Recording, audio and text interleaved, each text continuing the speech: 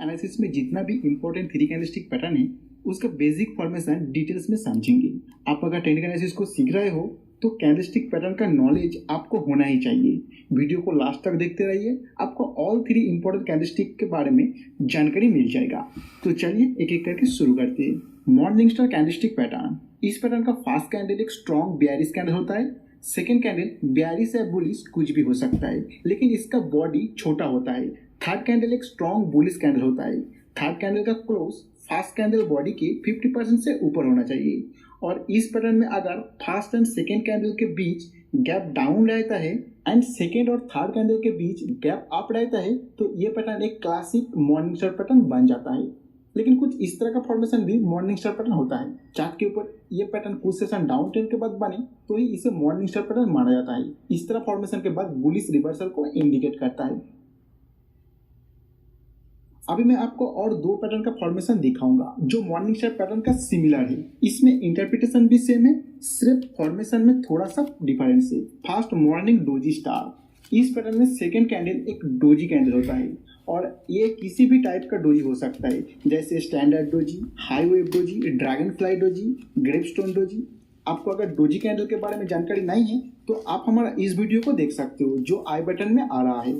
और इस पैटर्न का इंटरप्रिटेशन मॉर्निंग स्टार पैटर्न जैसा सेम है। सेकेंड बुलिश अबैंडोन्ड बेबी, इस पैटर्न का फॉर्मेशन मॉर्निंग डोजी स्टार जैसा है, मतलब सेकेंड कैंडल डोजी कैंडल होता है। लेकिन इसमें दो चीज कंपलसरी होना ही चाहिए जो मॉर्निंग स्टार और मॉर्निंग डोजी स्टार में नहीं होता है, जैसे फर्स्ट कैंडल का लो और सेकेंड कैंडल का हाई के बीच गैप होना चाहिए और सेकेंड कैंडल का हाई एंड थर्ड कैंडल का लो के बीच गैप होना चाहिए। बाकी इसका इंटरप्रिटेशन मॉर्निंग स्टार जैसा है। यहाँ पे एक जैसा इंटरप्रिटेशन वाला कैंडलस्टिक के बारे में मैं आपको बता रहा हूँ और मेरा बताने का मकसद यही है कि जब मैं चार्ट एनालिसिस के टाइम ये सब पैटर्न के नाम लूंगा आप कंफ्यूज ना हो जाए और आप सोचने ना लग जाए ये कौन सा पैटर्न कहाँ से आ गया। ये सब जानकारी आपको रहेगा तो आप तुरंत रिलेट करके इंटरप्रिटेशन समझ जाएंगे।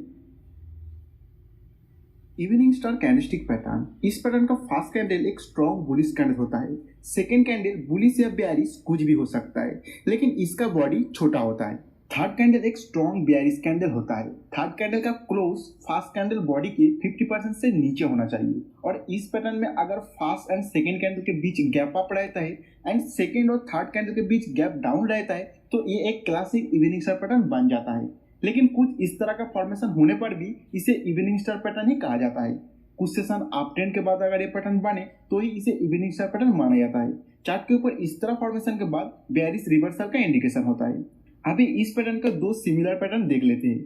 First evening doji star candlestick pattern, इसका फॉर्मेशन में सेकेंड कैंडल एक डोजी कैंडल होना चाहिए, किसी भी टाइप का डोजी हो सकता है। बाकी सब कुछ इवनिंग स्टार पैटर्न जैसा सेम है। सेकेंड बेयरिश अबैंडोन्ड बेबी, इसका फॉर्मेशन इवनिंग डोजी स्टार जैसा सेम है, लेकिन इसमें दो चीज होना ही चाहिए, जैसे फर्स्ट कैंडल का हाई और सेकेंड कैंडल के लो के बीच गैप होना चाहिए और सेकेंड कैंडल का लो एंड थर्ड कैंडल का हाई के बीच गैप होना चाहिए। बाकी इसका इंटरप्रिटेशन इवनिंग स्टार जैसा सेम है। एडवांस ब्लॉक कैंडलस्टिक पैटर्न, इसमें फर्स्ट कैंडल एक स्ट्रॉन्ग बुलिश कैंडल होता है। सेकेंड कैंडल भी एक बुलिश कैंडल होता है। सेकेंड कैंडल का ओपन फर्स्ट कैंडल बॉडी के अंदर होना चाहिए और सेकेंड कैंडल का क्लोज फर्स्ट कैंडल क्लोज से ऊपर होना चाहिए। थर्ड कैंडल भी एक बुलिश कैंडल होता है। थर्ड कैंडल का ओपन सेकेंड कैंडल बॉडी के अंदर होना चाहिए और क्लोज सेकेंड कैंडल क्लोज से ऊपर होना चाहिए। इस पैटर्न में सेकेंड कैंडल का real body first candle real body से छोटा होना चाहिए एंड थर्ड कैंडल का real body second candle real body से छोटा होना चाहिए और सेकेंड एंड थर्ड कैंडल का अपर और लोअर शैडो फर्स्ट कैंडल अपर और लोअर शैडो से बड़ा होना चाहिए। चार्ट के ऊपर इस पैटर्न फॉर्मेशन के बाद अगर नेक्स्ट कैंडल इसका थर्ड कैंडल लो के नीचे क्लोज हो जाता है तो बेयरिश रिवर्सल का इंडिकेशन होता है। और क्योंकि ये एक बेयरिश रिवर्सल पैटर्न है तो कुछ सेशन अप ट्रेंड के बाद अगर ये पैटर्न बने तो ही इसे वैलिड एडवांस ब्लॉक पैटर्न माना जाता है। Bullish side by side green lines pattern, इसका फर्स्ट कैंडल एक स्ट्रॉन्ग बुलिश कैंडल होता है। सेकेंड कैंडल भी बुलिश कैंडल और गैप अप ओपन होता है। थर्ड कैंडल बुलिश कैंडल होता है और ये कैंडल ऑलमोस्ट सेकेंड कैंडल का सिमिलर होता है। इस पैटर्न में second candle and third candle का लो फर्स्ट कैंडल हाई से ऊपर होना चाहिए। चार्ट के ऊपर इस पैटर्न का बढ़ने का पोजीशन के हिसाब से इसका इंटरप्रिटेशन निकाला जाता है। जैसे ये अगर अप ट्रेंड के दौरान बन रहा है तो बुलिश कंटिन्यूएशन को इंडिकेट करता है, और अगर डाउन ट्रेंड के दौरान बन रहा है तो बुलिश रिवर्सल को इंडिकेट करता है।